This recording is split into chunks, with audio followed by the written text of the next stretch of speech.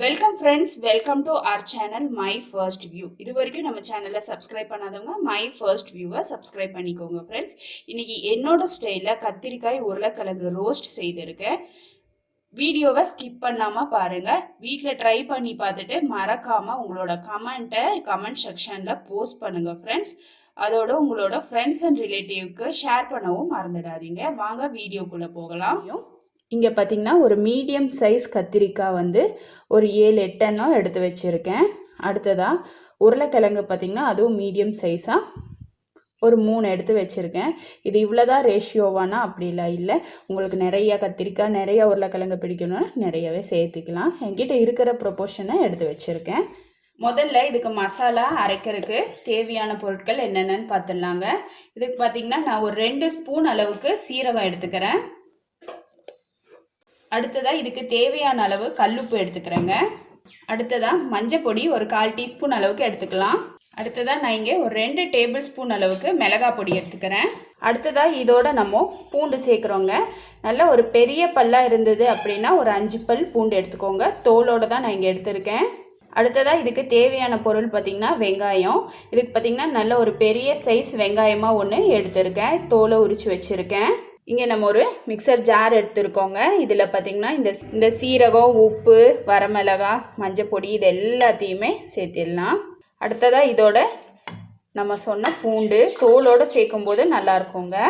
அடுத்ததாக பெரிய வெங்காயம், இதையும் லைட்டாக கட் பண்ணிவிட்டு இதோடவே சேர்த்திடலாம். ஃபைனாக கட் பண்ணணும்லாம் அவசியம் இல்லைங்க, ஏன்னா இதை நம்ம பேஸ்ட் ஆக்கத்தான் போகிறோம். தண்ணி எதுவும் சேர்க்காமல் பேஸ்ட் ஆக்கிக்கலாம்.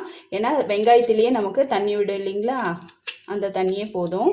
நல்லா தள்ளி விட்டு நல்லா நைஸாக அரைச்சிக்கணும். இங்கே பார்த்திங்கன்னா நம்ம தண்ணி எதுவும் சேர்க்கலை. தள்ளி விட்டு ஒரு நல்ல பேஸ்ட்டாக நம்ம அரைச்சாச்சுங்க. இங்கே நம்ம முதல்ல கத்திரிக்காயை பார்த்திங்கன்னா இந்த மேலே கொஞ்சமாக கட் பண்ணிக்கலாங்க. ரொம்ப ஃபுல்லாக கட் பண்ண வேண்டாம். இந்தளவுக்கு காம்பு இருக்கணும். இங்கே கத்திரிக்காய் பார்த்திங்கன்னா காம்பு கொஞ்சமாக மட்டும்தான் கட் பண்ணியிருக்கோம். அடுத்ததாக இந்த கத்திரிக்காயை நம்ம 4 நாளாக கட் பண்ணிக்க போகிறோங்க. இங்கே இருக்க இந்த க்ரீன் கலர் போர்ஷனை வந்து நம்ம கட் பண்ணக்கூடாது.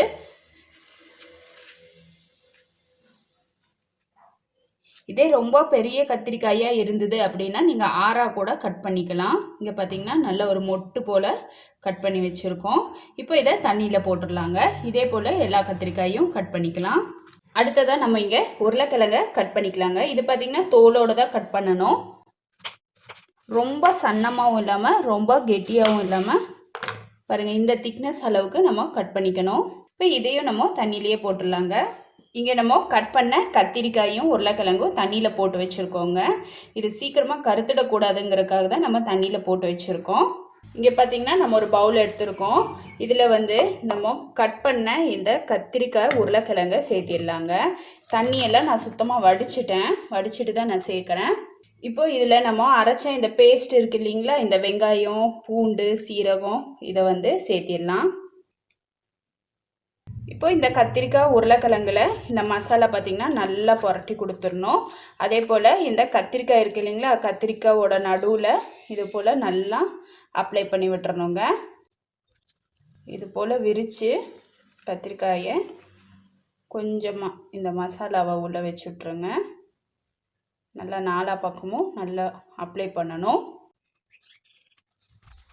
இது போல் மசாலா எல்லாம் கத்திரிக்காய்க்குள்ளே நல்லா ஃபில் பண்ணி விட்டுறணும். அதே போல் உருளைக்கிழங்கு எல்லாத்தையும் நல்லா 2 பக்கமும் மசாலா கோட் ஆகுற மாதிரி பார்த்துக்கோங்க. இங்கே நம்ம ஒரு ப்ரெஷர் பேன் வச்சுருக்கோங்க. இதில் நம்ம இந்த கத்திரிக்காய் உருளைக்கிழங்கெல்லாம் சேர்த்திடலாம். நான் இங்கே இந்த பவுல் கழுவுன தண்ணி பார்த்திங்கன்னா ஒரு 1/2 டம்ளர் அளவுக்கு சேர்த்திக்கிறேங்க. ரொம்ப அதிகமாக வேண்டாம். இப்போ இதை போட்டு கிண்டியெல்லாம் விட வேண்டாங்க.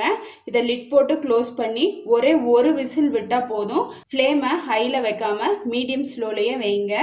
ஒரு விசில் மட்டும் போதுங்க. இப்போ லிட் போட்டு க்ளோஸ் பண்ணிடலாம். இப்போது ப்ரெஷர் ரிலீஸ் ஆனதும் நம்ம ஓப்பன் பண்ணலாங்க. இங்கே பார்த்திங்கன்னா நம்ம ஒரு விசில் தான் விட்டுருக்கோம். நல்லா வெந்துடுச்சு. இப்போ நம்ம இங்கே ஒரு பேன் வச்சுருக்கோம். பேன் சூடானதும் அதில் ஒரு 2 டேபிள் ஸ்பூன் அளவுக்கு எண்ணெய் சேர்த்திக்கலாம். இப்போ எண்ணெய் சூடானதும் நம்ம இந்த எண்ணெயில் இந்த கத்திரிக்காய் கத்திரிக்காயை போட்டு ரோஸ்ட் பண்ணி எடுக்கலாங்க.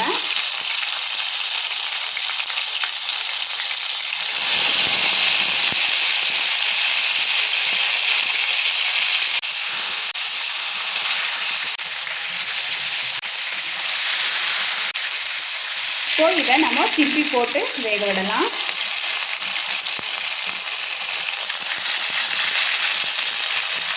இது பார்த்திங்கன்னா நல்லா மொறுமொறுன்னு ஆகிற வரைக்கும் நம்ம ஸ்லோ ஃப்ளேமில் வச்சுக்கோங்க. ஃப்ளேமை ஹை பண்ணிட வேண்டாம்.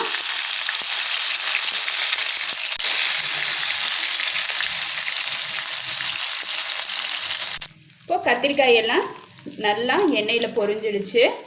இப்போ இதை எடுத்துடலாங்க. பார்த்திங்கன்னா 2 சைடும் நல்லா இது போல் குக்காக இருக்கணும். இப்போ இதை நம்ம எடுத்துடலாம். நான் சொன்னது போல் ஒரு விசில் மட்டும்தான் விடணும். ஏன்னா நம்ம எண்ணெயிலையும் பொரிக்க போகிறோம் இல்லைங்களா, ஒரு விசிலே கரெக்டாக இருக்கும். கத்திரிக்காய் பார்த்திங்கன்னா ரொம்ப குட்டி குட்டியாக இல்லாமல் மீடியம் சைஸாகவும் கொஞ்சம் பெருசாகவும் ட்ரை பண்ணி பாருங்கள். இப்போ இது எல்லாத்தையும் பொரிச்சாச்சு. அடுத்ததாக நம்ம இங்கே உருளைக்கிழங்கு ஸ்லைசஸும் அதே போல் எண்ணெயில் போட்டு பொரிச்சு எடுத்துடலாம். இப்போ இந்த உருளைக்கிழங்கையும் 2 பக்கம் திருப்பி போட்டு நல்லா ரோஸ்ட் பண்ணி எடுத்துக்கலாங்க. இப்போ இந்த உருளைக்கிழங்கும் பார்த்திங்கன்னா 2 சைடும் நல்லா ரோஸ்ட் ஆகிடுச்சு. இப்போ இந்த உருளைக்கிழங்கு எல்லாம் எடுத்துடலாங்க. இது பார்த்திங்கன்னா தயிர் சாதத்தோடு தொட்டு சாப்பிடும்போது நீங்கள் நம்பவே மாட்டீங்க, அந்தளவுக்கு ரொம்ப சூப்பராக இருக்குங்க. இது வெறுமனே கூட சாப்பிட்லாம்.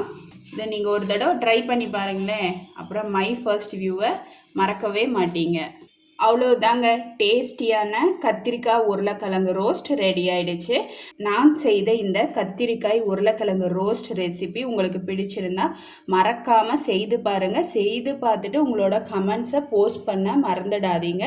அதோட உங்களோட ஃப்ரெண்ட்ஸ் அண்ட் ரிலேட்டிவ்ஸ்க்கு ஷேர் பண்ணவும் மறந்துடாதீங்க ஃப்ரெண்ட்ஸ். இது வரைக்கும் வீடியோவை பொறுமையாக பார்த்ததுக்கு ரொம்ப ரொம்ப நன்றி ஃப்ரெண்ட்ஸ். தேங்க்யூ.